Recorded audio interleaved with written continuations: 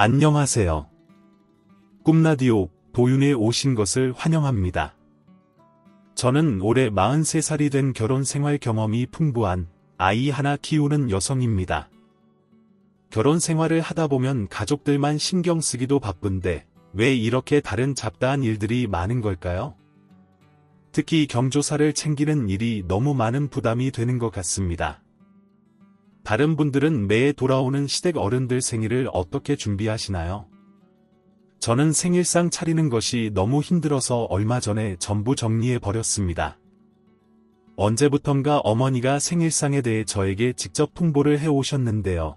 이런 당당한 명령이 마음에 들지 않았습니다. 예전에는 그냥 그러려니 하고 받아들였는데 점점 당연한 권리인 양 요구하시더군요. 그날도 어머니가 전화를 걸어 다짜고짜 저에게 말씀하셨습니다. 애미야, 이번 내 생일 말이다. 너희 집에서 해야겠다.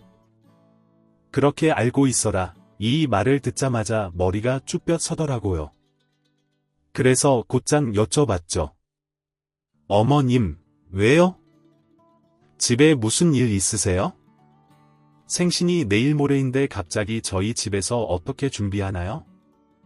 장소를 바꿔야 하는 이유가 있으신 거예요. 그러자 어머니는 목소리를 높이며 막 뭐라고 하시는 거예요. 야, 그냥 있는 반찬에 케이크 하나 사서 놓으면 생일상이지 갑자기는 뭐 갑자기야. 언제는 뭐 대단하게 잘해줬었냐? 너는 참 시댁에 관심이 없는 것 같아. 우리 집 좁은 거 알면서 두 가족 와서 정신만 사납고 그런 내 입장은 생각도 안 하냐? 어제 둘째가 먼저 연락 왔더라. 시댁이 너무 좁으니까 어머님 불편하실 거라고 하면서 말이야. 얼마나 속이 깊은지 원, 이래서 먼저 며느리 되고 말건 건 의미가 없다니까. 눈치는 둘째가 더 있지 않냐. 이렇게 어머니는 공연히 안 해도 될 말을 굳이 하셔서 제 속을 긁으시더라고요. 우선은 이 모든 일이 동서가 제안했다고 하니 보통 열받은 게 아니었어요. 할 거면 지 집에서 하지, 왜 제가 해야 되냐고요. 동서는 완전히 어머니 머리 위에 노는 사람이에요. 어머니도 웬만한 건 다 동서 사정 봐주시거든요. 그런데 이번엔 너무 화가 나더라고요. 사실 나가서 먹어도 될 것을 어머님은 집에서 먹겠다고 하시면서 저한테 상의도 없이 이렇게 이틀 전에 우리 집에서 하자는 게 어디 있나요? 저는 너무 황당해서 받아쳤어요. 어머니, 말씀은 알겠는데 왜 저희 집에서 해야 돼요? 동서가 제안했다면서요. 동서네 집은 얘기를 안 해요. 어머니는 이 말에 막 성질을 내시며 아이 참, 걔 일하잖냐. 너처럼 걔가 집에서 놀아? 그리고 집도 뭐 보수공사 한다더만. 그러니 사람들이 정신이 없는 거지. 너희 집이 우리 집보다 넓으면 되는 거지. 좌우지간 그렇게 알고 있어. 그러고는 대꾸할 말이 없게 전화를 끊어버리셨어요. 그 시간까지 정작 동서는 저에게 전화 한 통 없었는데 말이에요. 게다가 제가 볼 땐 동서가 자기 집 보수공사 때문에 안 된다는 말은 다 뻥 같았어요. 이전에 말할 때는 내년이라고 했는데 왜 갑자기 올해가 된 건지 모르겠어요. 물론 사정이 있을 수도 있겠지만 아무렇지 않게 우리 집을 왜 지가 제안하냐고요. 하여간 저는 너무 화가 났고 동서와 통화하기도 짜증나서 문자를 보냈어요. 집 제공에 음식까지 다 하기는 혼자 힘드니 동서도 음식 분담을 좀 해야 한다고요. 그 부분에 대해 의논하려고 문자를 보냈는데 얼마 안 돼서 어머니로부터 전화가 온 거예요. 야, 너는 진짜 무슨 애가 그렇게 일머리가 없냐. 둘째는 한창 바빠서 음식할 정신도 없고 일하는 애잖아. 게다가 어제는 아파서 응급실까지 갔다 왔다던데 그런 애한테 전화해서 음식을 나누자고 하다니 저는 너무 어이가 없었어요. 왜 제가 동서에게 보낸 내용에 대한 답장을 어머니로부터 들어야 하냐고요. 동서는 문자 메시지를 읽고 대꾸 하나 없었고 그 답이라는 듯 어머니가 전화를 걸어 호통을 치시는 거예요. 응급실을 갔다니 뭔 핑계가 그렇게 많은지 원, 자꾸 저렇게 순간순간 핑계대는 게 다 거짓말일 거란 확신이 들어버렸어요. 왜냐면 전에 서방님이 무심결에 동서 거짓말을 증명한 적이 있거든요. 동서가 일 있다며 시댁 모임에 안 온 적이 있었는데 그때 서방님이 말을 잘못 흘리셨어요. 오늘 시간 안 맞아서 못 온다고 했어요. 친구랑 네일샵 간다고 했던가 손톱 관리할 때 됐다고 했는데 이 말을 저만 들었고 어머니는 못 들으셨던 거죠. 동서는 그때도 저한테 회사 야근한다고 해놓고 손톱 칠하러 갔던 거였고 그걸 눈치 없이 서방님이 흘리셨던 거였어요. 하지만 저는 이렇게 일을 다 밀어버린 주제에 연락도 안 되고 심지어 어머님 생신도 늦게 어머님 오실 때 맞춰서 올 수 있겠다는 동서의 말에 너무 열이 받았어요. 와중에 어머니는 또 동서 칭찬을 하시는데 도통 마음이 편할 수가 없죠. 내가 속이 얼마나 깊은지 지가 시간을 못 맞춰도 형님 힘드실 거라면서 갈비를 보낸다고 하더라. 갈비찜 용도로 아주 비싼 거 하나 골라서 택배로 보내놨다고. 잘 받으래. 아파서 너한테 일일이 전화 못한다고 이해해 달라더라. 아무튼 더 얘기 나오고 시끄럽게 하지 말고 이제 그만 알아서 해라. 먼 놈의 생일상 하나 봤는데 이렇게 번잡스럽고 시끄러운지 원. 저는 모든 걸 제가 어머니 머리 위에 있는 양 다 진두지휘하며 통보하는 동서를 가만두기 싫었어요. 하지만 별 수 있나요? 눈앞에 있었으면 화라도 냈겠지만 그럴 수 없고 이번만 욕하면서 하고 다음엔 절대 이 짓거리 안 하겠다고 다짐했어요. 그런데 남편은 제가 어린아이를 돌보며 집을 치우고 짐을 정리하고 손님 맞을 준비를 하고 장을 보고 주방을 청소하는 모습을 보며 오히려 한마디를 하더군요. 아이 부산스러워. 그냥 하던 대로 해. 그렇게 치운다고 뭐가 달라지냐. 괜히 치우고 장 본다고 나를 기사 노릇시키고 지 힘들다고 짜증만 내고 그럴 거면 하지 마. 그래서 저는 하던 일을 모두 내려놓고 남편을 쏘아보며 말했어요. 진심이야? 그럼 그렇게 할게. 당신이 어머니한테 얘기해. 식사 밖에서 하시든지 하라고. 큰며느리가 다 때려치운다고. 그러자 남편은 이렇게 대꾸하며 정남이가 뚝뚝 떨어지게 만들더군요. 아유, 무서워서 얘기하겠냐. 내가 설마 우리 엄마 생신하지 말라고 하겠어? 성질 좀 죽이라는 말이지. 그렇게 말하는 자체가 너무 어이없어서. 당신 지금 모르지? 내가 왜 니네 엄마 생일상을 차리면서 이렇게 공들이고 치우고 땀 흘려야 돼. 본인 엄마 생신 장 보러 가느라 운전하는 것도 짜증나는 인간이 할 소리야. 이게 왜 나만 할 일이냐고? 당신은 우리 엄마 밥 한 끼 손수 지어본 적 있어? 라고 했죠. 남편은 질린다는 듯이 고개를 저으며 안방으로 들어가 버리고 저는 왜 제 편도 안 들어주는 사람들을 위해 이런 일을 하고 있는 건지 뭔가 크게 잘못되었단 생각이 들었어요. 사실 이전부터 이런 느낌이었다면 그때마다 불평이나 좀 하고 넘어갔을지도 모르겠어요. 하지만 그럭저럭 살아가던 저희 집에 동서가 들어오면서 모든 게 이상해지더라고요. 본래 저는 결혼 5년 차로 3살짜리 아들이 있어요. 며느리라고는 저 혼자 있던 중에 작년에 동서가 들어왔답니다. 저보다 나이도 어리고 한창 일할 때 결혼해서 아기는 늦게 갖겠다고 하더군요. 첫인상도 예쁘고 똑똑해 보여서 좋았고 살갑게 말도 잘 걸어와서 인상도 마음에 들었어요. 초반에는 우리도 무난히 잘 지내는 듯 했는데 이상하게도 어머니가 자꾸 비교하는 발언을 하시더라고요. 아이고, 우리 둘째는 얼굴도 예쁘고 키도 크고 롱다리라 나중에 애 낳으면 얼마나 예쁘겠노. 우리 큰애는 지 엄마 닮아서 다리도 짤뚱하니 나중에 키우면서 여간 스트레스 받겠어. 하여간 누구건 씨가 잘 들어와야 되는데 둘째는 아주 성공이야 성공. 이런 외모 발언을 하시니 면전에서 너무 기분이 나쁘더라고요. 저도 어머님께 서러운 게 하나 있는데 신혼 초 때 아버님이 한창 아프셨어요. 직장 쉬고 아기 준비하느라 시간이 좀 남았는데 이때 어머님은 계속 저에게 아버님 병수발을 은근히 강요하셨어요. 며느리는 하나밖에 없으니 내가 해야 될 일이라네. 이 집에 며느리가 몇이나 있냐? 그리고 이런 건 다 당연히 해야 되는 도리인 거야. 나도 우리 시댁에 그러고 살았어. 그렇게 어려운 일도 아니고 약 챙겨드리고 병원 모셔다 드리는 정도였죠. 제가 대소변을 받으라는 것도 아니고 늙은이들 둘이서 하나 붙잡아 주다가 다른 하나가 큰일 날까봐 공손히 부탁하는 거 아니냐면서 미루시길래 저도 그때 어지간히 순진한 새색시였나 봐요. 알겠다고 하면서 몇 년을 그렇게 따라다니다가 임신하고서야 병수발 노릇에서 놓여질 수 있었답니다.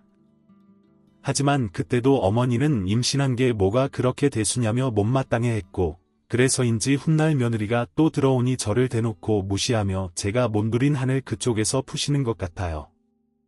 동서도 제가 신혼 초기에 병수발을 했다는 사실을 알게 됐죠. 왜냐면 아버님이 지금은 많이 나아져서 가족 모임이나 명절 때 멀쩡히 앉아 계시고 제 고생을 알아주시며 말씀하셨으니까요. 그러니 동서도 저에게 참 대단하다고 칭찬해 주더군요. 어머, 형님 진짜 대단하세요. 요즘 세상에 저희 또래 며느리들 중 그렇게 하려는 사람들이 없잖아요. 형님은 인상도 좋으신데 진짜 참 며느리감이신 것 같아요. 효부 중에 효부죠. 이 정도면. 아무리 아이가 없을 때라고 해도 시아버지 모시고 다니고 챙겨드리기 쉽나요? 저라면 그렇게 못할 것 같아요.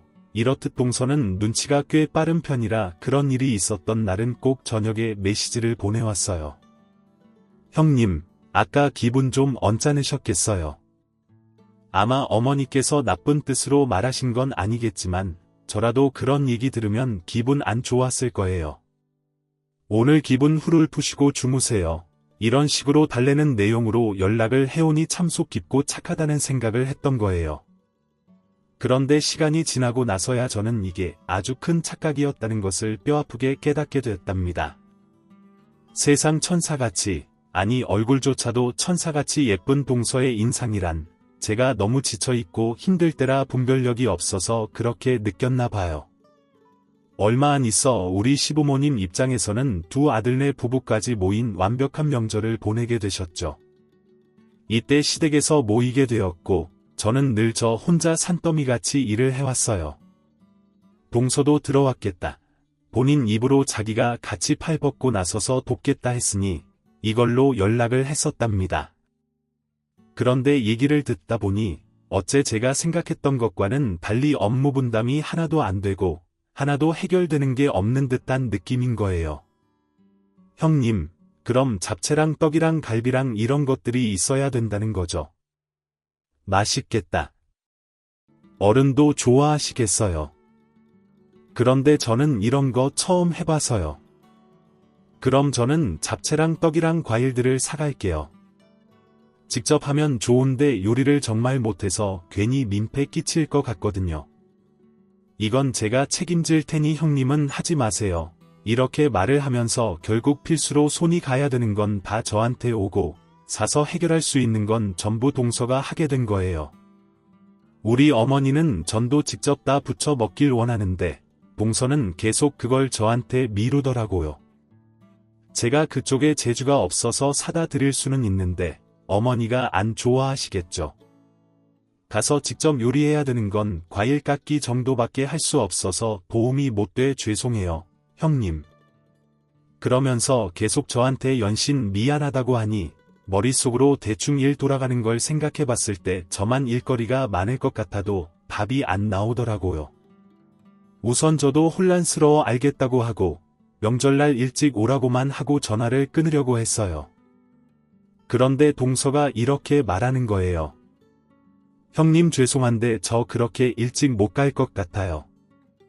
저희 친정엄마가 과일 갖다 주라 하셔서 그것도 챙겨야 하고 장 보고 오면 12시는 돼야 할 것 같은데 너무 늦을까요? 이런 꼴을 보고 우리 어머님은 초반엔 잔소리를 하셨습니다. 당연히 어머니 입장에선 며느리가 잔머리 쓰는 모습이 보기 싫으셨겠죠. 그런데 어느 날 갑자기 단톡방이 시끄럽게 울리면서 웬 사진들이 몇십 장씩 주르륵 올라오는 거예요. 하도 징소리가 나길래 어쩔 수 없이 봤는데 보자마자 저는 너무 놀랐어요. 그 안에는 선글라스를 낀 동서가 어머니 팔짱을 끼고 어디 경치 좋은 외곽을 돌아다닌 듯한 사진이 잔뜩 올라와 있는 거예요.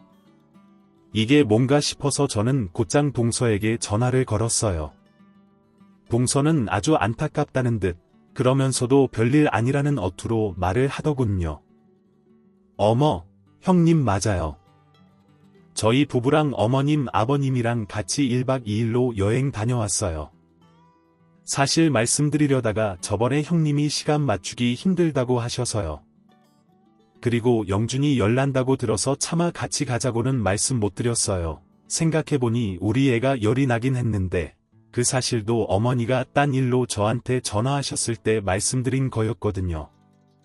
그걸 동서가 여행 얘기하면서 말씀하셨던 것 같고 아무튼 그렇게 해서 이 집에 며느리가 얼마나 있다고 딱 우리 집만 빼고 저렇게 여행을 간 거예요. 그리고 간 거면 간 거지 뭐하러 간단 말도 안 하고 모르고 있던 사람 앞에서 사진을 저렇게 쭉 늘어놓나요?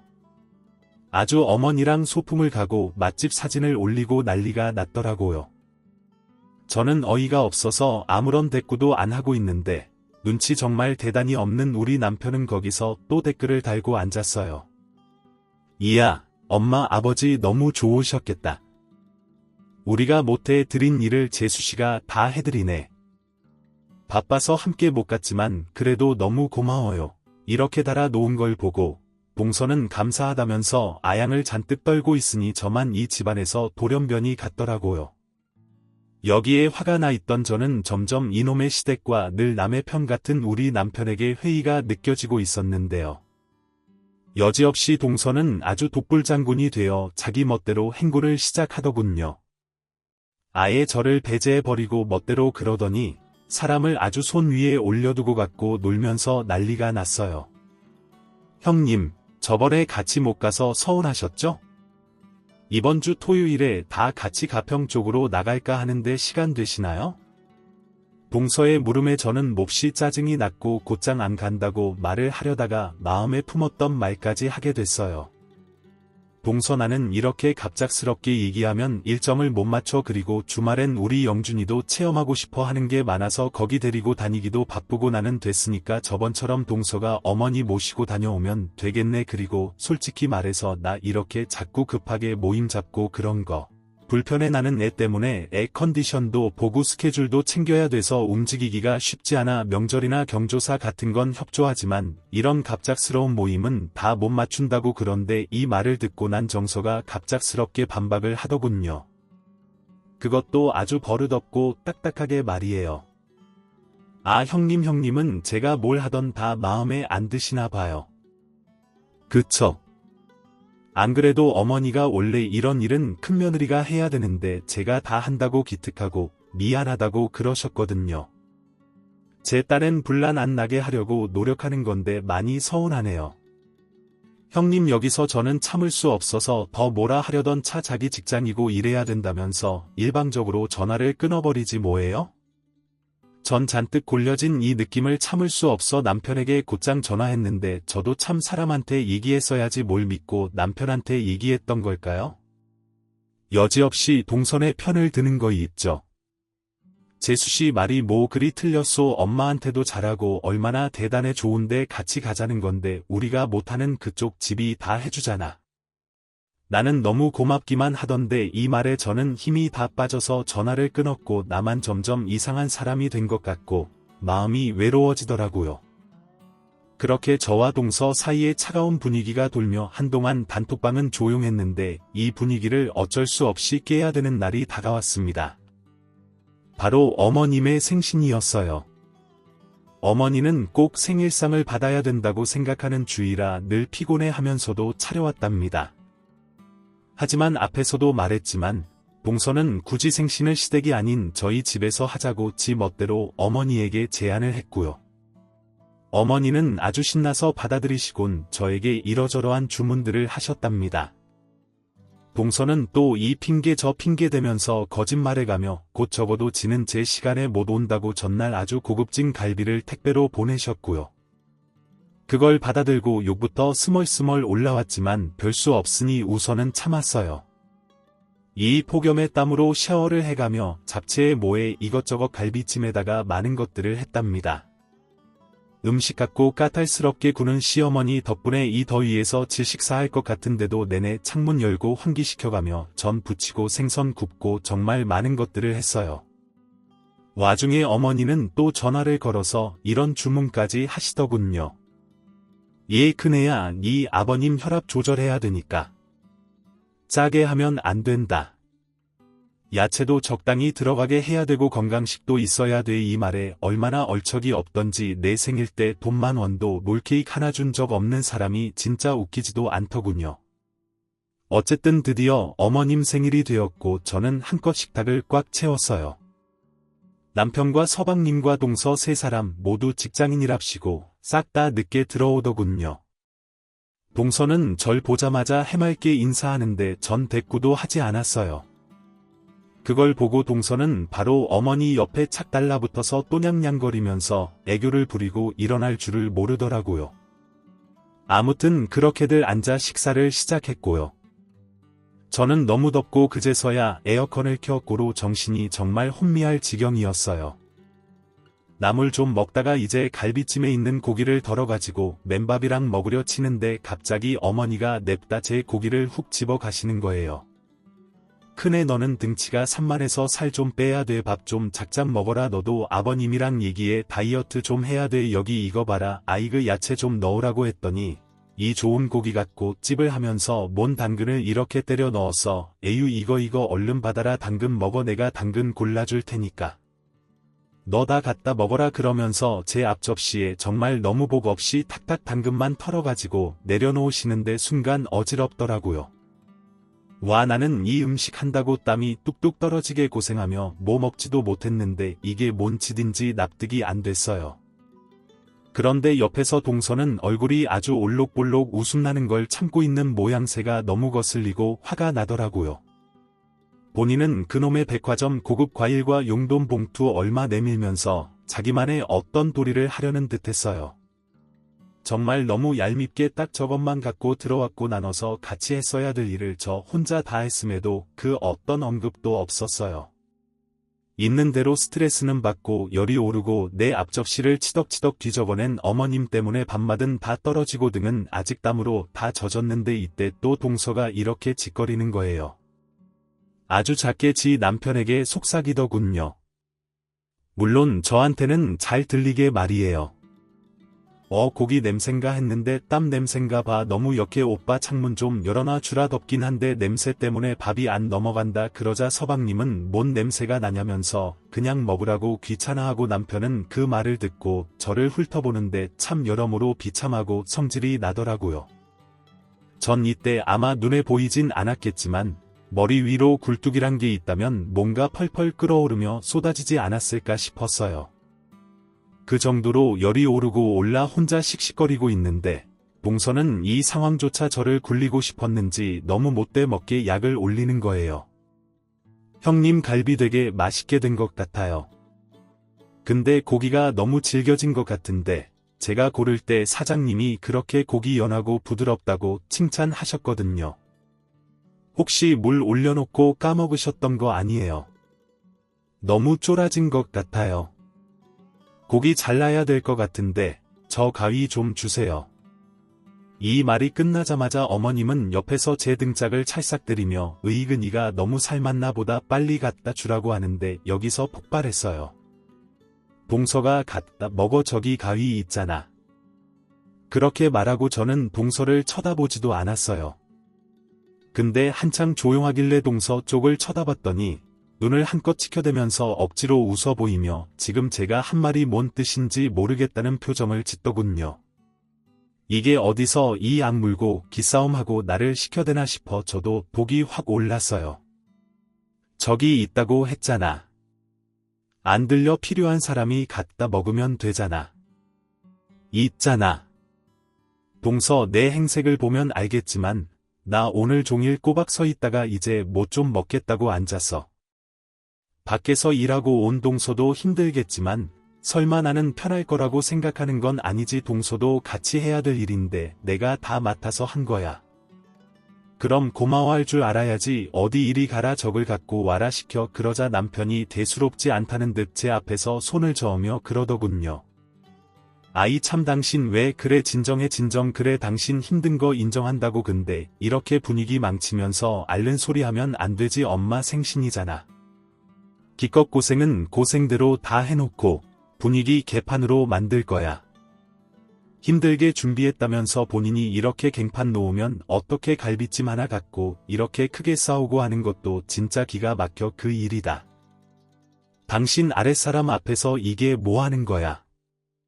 부끄럽게 전 남편 말에 수긍해서가 아니고 너무 어이가 없어서 남편을 쳐다봤어요. 제가 대꾸 안 하고 쳐다보고 있는 걸 지 말에 수긍하고 받아들이려고 그런 줄 알았는지 이게 더 멍청하게 날뛰는 거예요. 그리고 음식 차리고 저것 좀 하고 뭐 그리 힘들었다고 그래 어차피 다 소드로 돌리는 거 아니야. 분위기 이상하게 만들지 말자 어까지 거 가위 달라고 하면 갖다 주면 되지 뭐가 문제야 우리 집이니까. 자기 집 아니니까 갖다 달라는 거잖아. 그 재수씨 가만히 있어 봐요. 내가 갖다 줄 테니까. 하여간 예민해 이 사람 이러면서 억지로 막 유쾌하게 웃으며 분위기를 바꾸려는 세상 멍청한 생각을 하는 남편에게 저는 왁 소리를 질렀어요. 시끄러워 미쳤어 진짜 이 고생하는 거 다 봐놓고 지금 그딴 말 일이 나와 이 꼴을 보고 있으니 머리가 한 점 없이 어지럽더라고요. 나는 이 찐득찐득한 날 아직도 등에 들러붙은 오촉감에 찝찝해 죽으련 고생을 했는데 그 누구 하나 알아주지도 않고 우리 애는 옆에서 빽빽거리고 우는데 아무도 대신 돌봐주지도 않았어요. 집도 제공하고 음식도 내가 하고 우리 집안에서 일어나는 일도 책임져야 되고 음식 품평의 동서의 빈정거림과 정치 지뢰도 당해야 되고 남편은 그 와중에 지 마누라는 냅두고 재수씨 편을 들고 있으니 나보고 성질 죽여야 된다고 훈수 두고 있었는데요. 저는 성질이 아니라 남편을 어떻게 해버려야 될지 감이 안 오더라고요. 이대로 있으면 정말 머리가 이상해질 것 같았고 적어도 정말 최소 이렇게 30년간 이 인간들과 얼굴을 마주하며 이 짓거리를 또 당하고는 못 살겠다는 생각이 들었어요. 그리고는 일어나 저는 충격 선언을 했습니다. 진짜 다 치사하고 더럽고 짜증나서 못 해먹겠네 됐고요. 저 이혼할랍니다. 그러니까 다 나가세요. 다 꼴보기도 싫어요. 다 일어나요? 나가라고요. 제 말에 모든 일동은 다 놀라서 일제히 저에게 시선이 왔고 저 스스로도 이 말을 입 밖에 내게 된 상황에 놀라웠어요. 하지만 다시 눈에 질끈 감고 생각해보니 이전으로 돌리는 건 여전히 끔찍하고 싫었어요. 제 앞에 수북이 쌓인 당근을 보는데 더는 아니다 싶어 자리에서 일어났고 그날로 곧장 친정에 갔습니다. 남편은 제 뒤에 대고 고작 갈비 하나로 일에 키우냐며 그 와중에 훈계질을 하는데 고작 갈비찜이 아니잖아요. 나를 잔반 처리하는 사람으로 대접하는 건데 그걸 어떻게 참고 대수롭지 않게 넘기겠나요? 당연히 천불이 치솟았죠. 친정에 와서 그간 일을 전해드리고 뭐 솔직히 바람을 핀 것도 아니고 돈 때문에 그런 것도 아니라서 친정에서 뭐라 생각하실지 몰라 걱정스럽긴 했는데 친정 부모님들은 제 이야기를 끝까지 들어주시더군요. 당근 이야기에 친정엄마는 탄식하셨고 소파에서 들으시던 친정아빠는 헛기침을 하시며 방으로 들어가 버리셨어요. 그리고는 일주일 뒤 남편이 결국 친정집으로 찾아왔고 친정엄마랑 한참 동안 거실에서 이야기하는 것 같았는데 사과가 아니라 본인 하소연을 하고 있었습니다. 아니 장모님 누가 이런 일로 친정까지 갑니까? 우리가 무슨 신혼도 아니고 어디 가서 이런 일은 이야기도 못해요. 그깟 갈비찜이 대체 뭐라고 트집을 잡아도 이해할 만한 걸로 잡아야 제가 받아들이죠. 안 그렇습니까? 제가 어처구니가 없어서 정말 그리고 이 사람은 제 연락은 받지도 않고 아니 집사람이 집을 비우면 대체 앞으로 뭘 어쩌자는 건지 제가 타이르고 그럴 건 없고요. 장모님 선에서 이야기해서 돌려보내 주세요. 나 참 기가 막혀서 갈비찜 참 이게 뭡니까?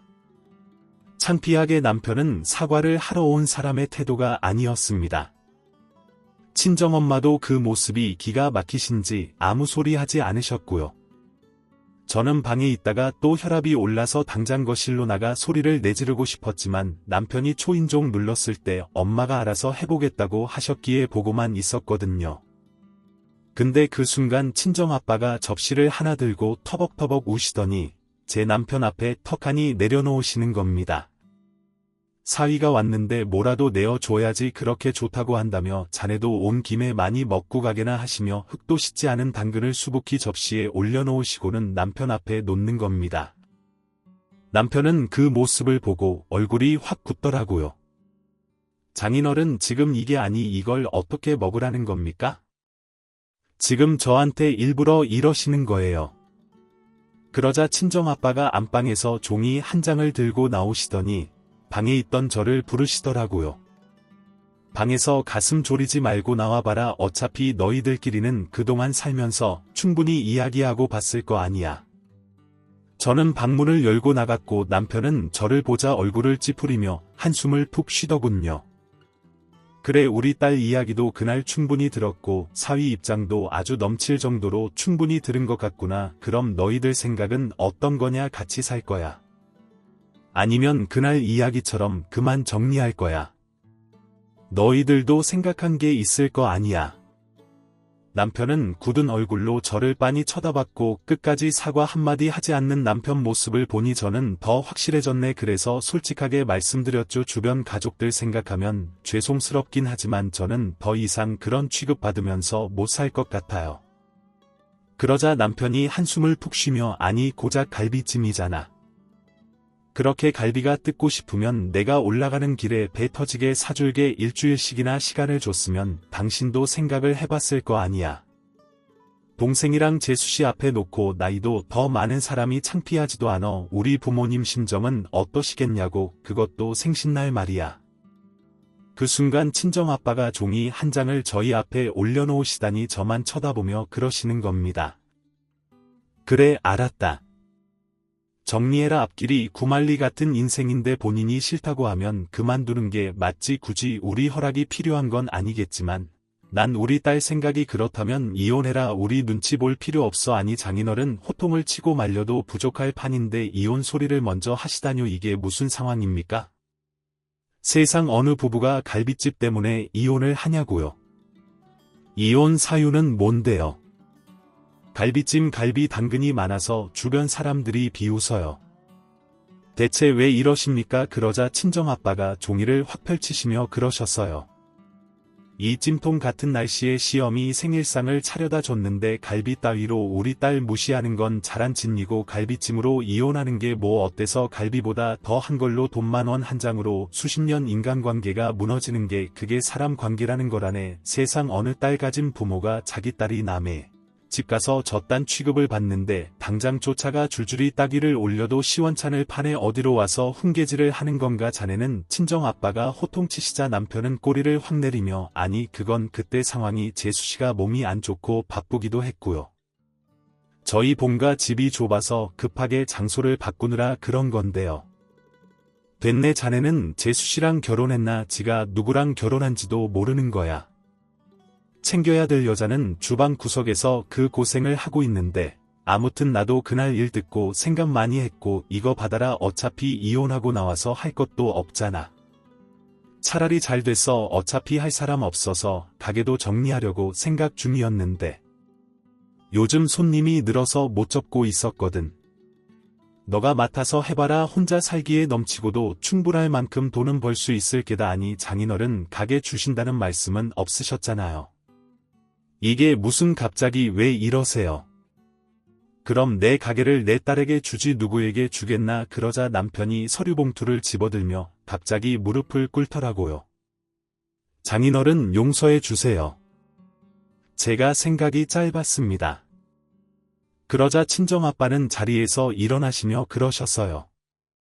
용서는 내가 아니라 내 딸에게 받아야 순서지. 내 가게를 자네가 아닌 내 딸에게 물려주는 게 순서인 것처럼 우리 딸이 집에만 있다고 해서 사돈 쪽도 그리 박하게 무시하고 구박하는 모양인데 돈이나 직업으로 위아래를 두는 게 얼마나 천박한 짓인지 여중 몰랐다면 앞으로라도 잘 알겠지. 자네가 평소에 처가에 자주 오고 했으면 우리 가게 잘 되는 상황도 알았을 거고 그러니 누굴 탓하겠나 그냥 속 편하게 갈비찜 탓하며 진에게 내 할 말은 끝났네. 아빠는 방으로 들어가셨고 친정엄마도 자리에서 일어나시며 흑투성이 당근이 담긴 접시를 사위 앞에다가 쓱 밀어 넣으시더니 방으로 들어가시더군요. 남편은 망연되세요. 아시라는 표정으로 무릎을 꿇은 채 친정과 길바닥에 앉아 풀린 눈으로 당근만 바라보고 있었어요. 남편은 그날 터덜터덜 집으로 돌아갔고 저는 다음 날부터 이혼 절차를 진행했습니다. 물론 중간에 침몰한 남편이랑 엄청 연락이 왔었고요. 하지만 이미 너무 늦었죠. 그런 취급받으며 살았는데 그 집으로 다시 돌아갈 이유는 없었으니까요. 저는 이혼 후 아이들을 데리고 내려왔고 친정 가게를 물려받아서 지금은 부모님과 함께 운영하고 있습니다. 주방일 배우느라 바쁘게 지냈고 내가 빨리 배워놔야 부모님이 편하시다는 생각에 하루가 어떻게 지나가는지도 모를 정도로 정신없는 나날들이었어요. 그렇게 몇 달 정도 지났을 때 동서에게 문자가 한 통 왔더라고요. 전화 좀 받아달라기에 답장하지 않고 있었더니 밤 11시가 다 돼서 연락이 온 겁니다.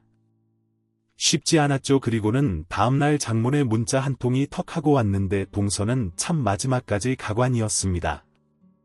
저 때문에 이혼한다며 제 탓을 하더군요. 제가 시댁을 나간 뒤 남편의 사업이 어려워졌고 장남이 홀에 비해 사업까지 망하니 시모가 이성을 잃어버린 모양이었어요. 원래부터 그런 사람이긴 했지만 동서는 시모의 본 모습을 그때 처음 보긴 했겠죠. 모든 탓을 동서에게 돌리며 구박이란 구박은 다 했고 이혼을 하려고 하는데 자기가 시집 올 때 한 게 없어서 빈털터리로 나가야 되는데 꼴랑 위자료 1-2천 받고 억울해서 못 나가겠다며 어디 좋은 변호사 없냐고 저에게 묻는 겁니다. 제 입장에선 참 기가 막혔죠. 뻔뻔한 사람이 잘 산다고 하잖아요. 근데 그것도 주변 상황에 따라 다른 것 같아요. 뻔뻔한 사람이 뻔뻔한 사람을 만났으니 동서도 저리 꼬여버린 거죠. 시모도 이혼 못하는 동서 처지를 알아서 그런지 시집살이에 더 박차를 가하고 있는 것 같더라고요. 전 남편 사업을 지금 도와야 된다며 집까지 팔고 합가까지 할 기세라며 신세 한탄을 하던데 장문의 문자를 쭉 훑어보고는 깔끔하게 삭제 후 차단까지 해놨습니다. 이제는 그쪽 일은 신경 끄고 지내려고요. 새로운 제 인생이 시작됐는데 앞만 보고 살아야죠. 그래도 마지막에 동서 덕은 한번 보긴 했네요. 덕분에 가벼운 마음으로 요즘은 잠도 잘 자고 컨디션이 참 좋습니다. 열심히 이제 두 번째 인생을 준비하려고요. 여기까지 제 이야기 들어주셔서 감사합니다. 모두 건강하세요. 오늘도 저희 채널에 와 주셔서 감사드립니다. 더 좋은 이야기로 찾아뵙겠습니다. 지금까지 작은별 라디오였습니다.